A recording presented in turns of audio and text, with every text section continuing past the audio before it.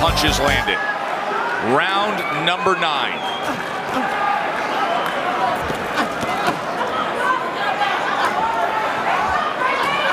Crawford took that last round off, and he's got a rhythm to him right now. Yeah, he's back. Oh, a lunging left hand that backs up Kaliaskis. Then an uppercut, an absolutely brilliant uppercut. Terence Crawford is widely regarded as one of the best pound-for-pound boxers in the world today, and for good reason. Before we jab our way into the juicy details, let's address Heavy Jab's viewers directly. Welcome back. Make sure to like and subscribe for more brutally honest, occasionally hilarious boxing insights that'll have you ducking from the truth as faster than you can say uppercut. Also, don't forget to comment below with your champion prediction. Because trust me, in this episode, we're swinging for the comedic fences. Now, let's talk about the man, the myth, and the tactical labyrinth that is Terence Crawford. The guy's boxing skills are so versatile, if you tried to classify him into a single style, your brain might just give up and counterpunch your sense of logic. Crawford is the master switch hitter, with the ability to go from orthodox to southpaw, like most people switching TV channels after a Jake Paul fight. You think he's committed to one stance, and bam, you're watching a whole different show. His switch hitting isn't just for show. It's not some fancy party trick reserved for Sunday brunch. It's the kind of in-ring wizardry that leaves opponents more confused than boxing fans figuring out pay-per-view billing. This approach allows him to control the pace, disrupt strategies, and create openings so sharp you might mistake them for a freshly cut boxing glove. Crawford's adaptability is legendary. Picture a boxer so analytical that he could probably win a game of chess while simultaneously rearranging your facial features with impeccable timing and precision. The early rounds? He's the human equivalent of a Netflix subscriber. Just watching, analyzing, figuring out all your plot holes. Don't get cocky if you land an early jab. He's letting you think you've got something. Then, as the fight unfolds, he's downloading your fighting style faster than your Wi-Fi can buffer an HD highlight reel. Suddenly, the momentum flips, and Crawford transforms from cautious analyst to relentless finisher, executing knockouts with the same casual elegance as someone deleting spam emails. What sets Crawford apart is his uncanny ability to execute the basics brilliantly. He doesn't overcomplicate his boxing, and he certainly doesn't need to show off with a 10-punch combo when a simple, efficient blow will do the job. His fighting rhythm is more reliable than the bell at the end of a round, a steady drip of jabs and feints, interrupted by explosive combinations that leave his opponents simultaneously shell-shocked and soul-searching. Imagine water erosion, slow, consistent, quietly devastating. Then imagine realizing you're the rock about to be eroded. Now you're in the ring with Terence "Bud" Crawford. Let's not ignore his defense. He uses everything: slips, weaves, shoulder rolls, and agile footwork, making him nearly untouchable when he's locked in. He's not flashy with defense, but effective, much like a parent hiding the last piece of cake from the kids. His head movement and body positioning are so good, rumor has it he once dodged a punch and attacks Bill at the same time. Throw a punch at Crawford, and chances are he's already somewhere else, possibly in another weight class, collecting another belt.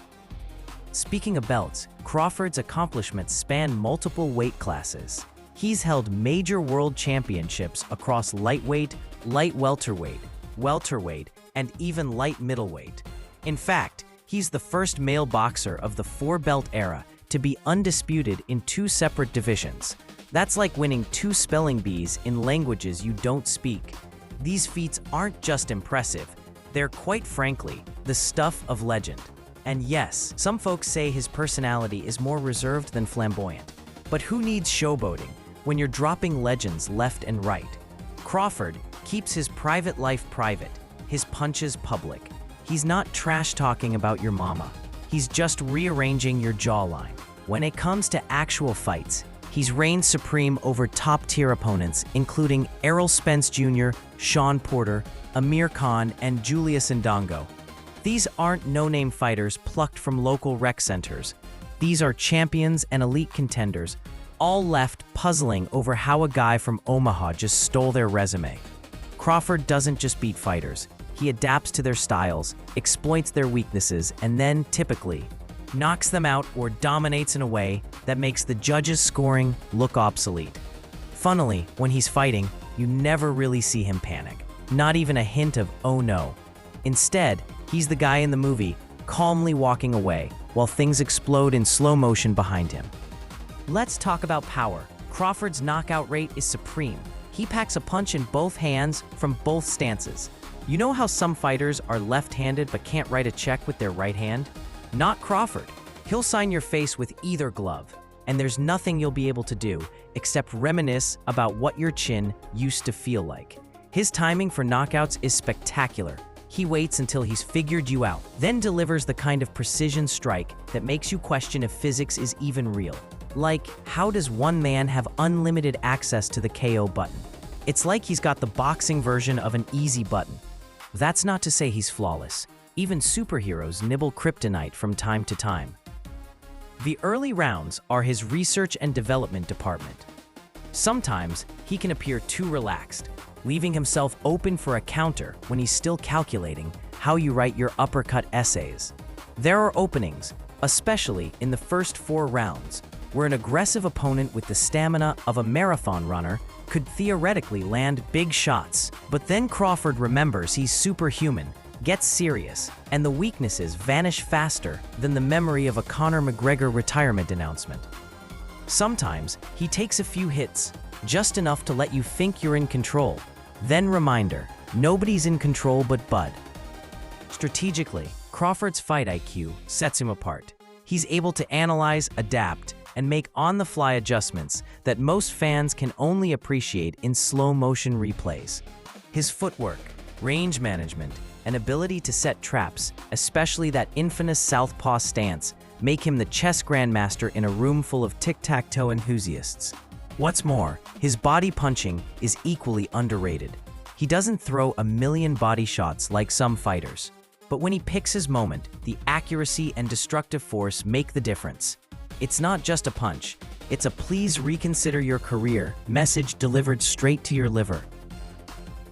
His simplicity is another secret sauce. No flash, no excess, just the efficient, brutal basics performed exquisitely. You know that friend who brings only a toothbrush on a month-long cruise and somehow survives? Crawford's like that, but with boxing technique.